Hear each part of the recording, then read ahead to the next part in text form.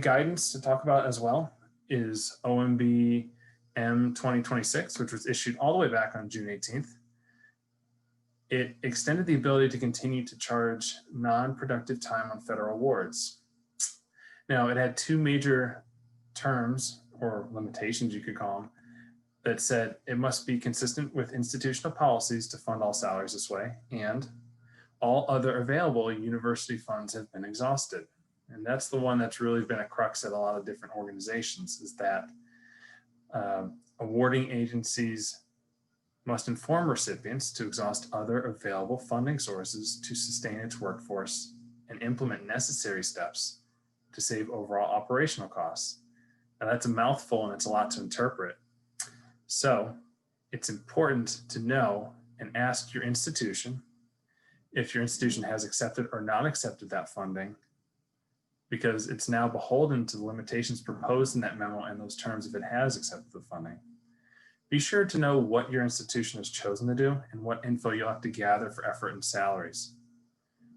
It's also good to note that that memo expired on September 30th, 2020, according to the document, if you look it up online right now. It would be interesting to see if there's future direction, perhaps another extension, since this pandemic appears to have not gone away and we continue to work remotely. So keep your eyes out for any new updates in hopefully the near future. So the last point here is that not accepting terms from this OMB memo means that effective June 17th, only charges for grant-related productive work can be charged to federal awards. Hence, you can't really charge idle time anymore. So you want to be clear on your organization's stance, both for allowing costs and certifying effort from that date onward. A last point is the potential outsourcing of payroll. This is a good exploratory idea for organizations who are able to do so. For researchers in your labs and organizations who are abroad and may not necessarily work in a state or a country that your organization has an established office in. This is especially pertinent now with all the travel restrictions and state by state or country by country reaction to what's going on in the world right now.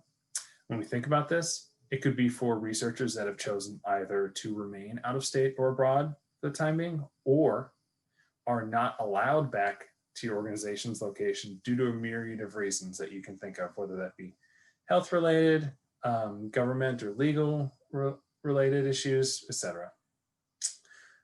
So good questions to ask include, how can I troubleshoot that?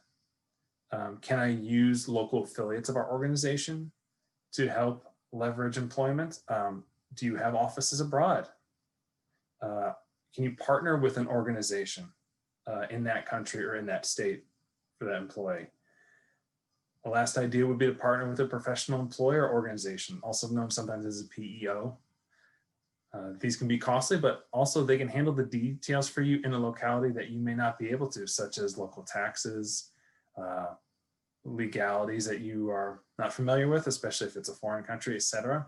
So these are all different ways that you can think of that can still allow your employees and researchers in other states and countries to still remain employed. So wrapping it all up, additional resources that you can access that can help out is that many organizations, especially universities, have dedicated websites to COVID-19 protocols. These include resources for those both inside and outside of the organization. You'd be surprised, many of these sites are publicly searchable, whether it's a Google search or whatever you use. So feel free to dig in. Many universities, including my home one, have a dedicated site. So I feel free to explore and see what resources and what guidance you can see from many other organizations in your industry. So in closing, thanks for your time. Best of luck during this and going forward. And I hope that you check out additional videos on NCurious YouTube channel. It's chock full of a ton of information.